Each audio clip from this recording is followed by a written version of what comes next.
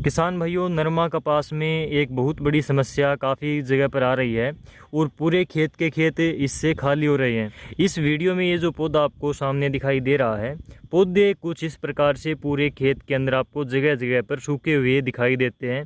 पहले पौधे की पत्तियां थोड़ी पीली आपको दिखाई देती हैं और बाद में पौधे की पत्तियां अचानक से सूख जाती हैं। तो पौधा मुरझाने के बाद में आपको ये समस्या दिखाई देती है और पौधा मुरझाने के अगले दिन ही 1-2 दिनों तक पौधा सूख जाता है बिल्कुल।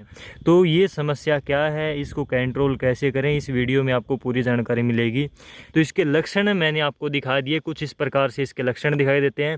जगह जगह पर होता है, पूरा खेत एक साथ ऐसे नहीं मुरझाता।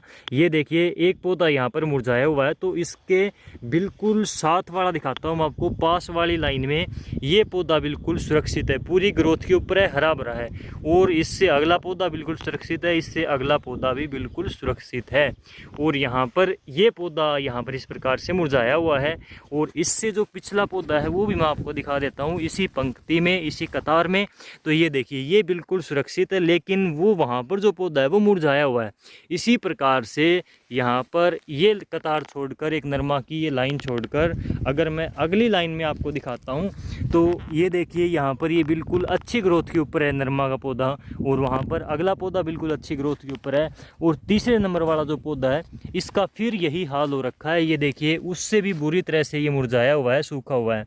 तो इस प्रकार से आपको इसके लक्षण दिखाई देते हैं। पौधा अचानक से मुरझाता है, पत्तियाँ आपको पहले कुछ पीली भी इस प्रकार से दिखाई दे सकती हैं, लेकिन इसका जो मेन लक्षण है वो यही है कि पौधा अचानक से मुरझाता है और फिर सूख जाता है। तो इस प्रकार से आपके खेत में अलग अलग जगह पर आपको पौधे सूखते हुए, मुरझाते हुए दिखाई देते हैं। तो ये बहुत बड़ी विकराल समस्या है। आपको तुरंत इसको पहचान कर इसके ऊपर कंट्रोल करना चाहिए, नहीं तो ये बीमारियां आपके खेत को खाली कर देगी।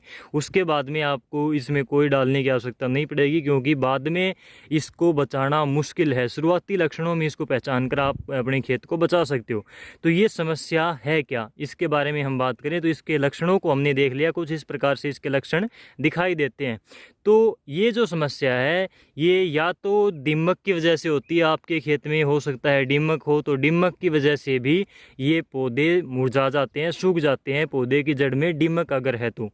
इसके बाद में दीमक के अलावा इसमें जो मेन समस्या है वो आती है इसमें जड़ में फंगस लगने की वजह से, और जड़ गलन इसको हम बोलते हैं। जड़ गल जाती है, सड़ जाती है, फंगस की वजह से इसकी जड़ ख़त्म हो जाती है। इसकी जड़ को जब हम इसको उखाड़ कर चेक करेंगे तो हमें बिल्कुल इसको जो है करीब से हम इसको पहचान सकते हैं। ऐसे आपको उखाड़ कर इसको देखना है। ये इसकी जड़ आपको बाहर से कुछ इस प्रकार की दिखाई देगी।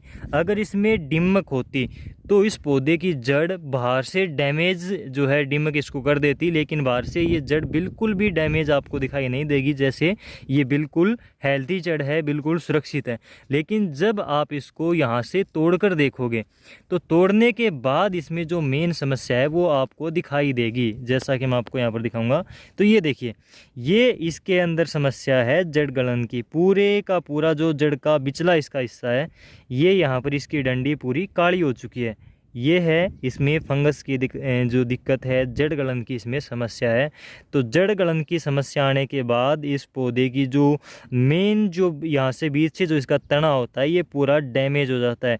और इसके डैमेज होने के बाद में इसमें पूरी तरह से ऊपर खुराक, पानी और जो पूरे माइक्रो न्यूट्रिएंट्स होते हैं वो नहीं पहुँच पाते। तो पौधा क्या करेगा, मुरझा जाएगा, सूख जाएगा और बाद में ये 1-2 दिन में ही जल जाएगा। अब बात आती है इसकी रोकथाम की, इसका ट्रीटमेंट कैसे करें, इसको ठीक कैसे करें।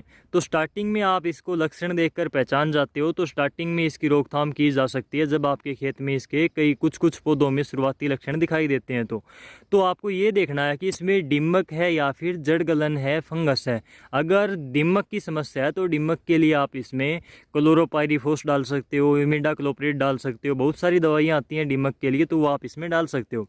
इसकी डायरेक्ट आपको ड्रेंचिंग करनी है, यानी कि पानी के साथ में इसको जड़ के अंदर आपको दवाई को देना पड़ेगा। सबसे ज़रूरी है कि आप इसमें फ्लड इरिगेशन के द्वारा सिंचाई करें, यानी कि खुला पानी लगाएं। खुला पानी लगाने के बाद में, यानी कि क्यारी बनाकर इसमें पानी भरें। खुला पानी इसको हम बोलते हैं, फ्लड इरिगेशन जिसको हम बोलते हैं।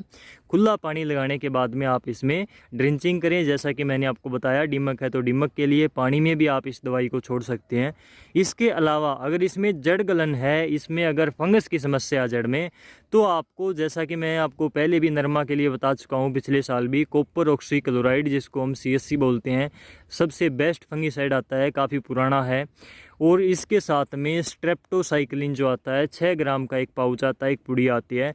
तो COC यानी कि कॉपर ऑक्सीक्लोराइड और स्ट्रेप्टोसाइक्लिन, इन दोनों को मिलाकर आपको पानी के साथ में इसके जड़ में देना है ड्रिंचिंग के द्वारा।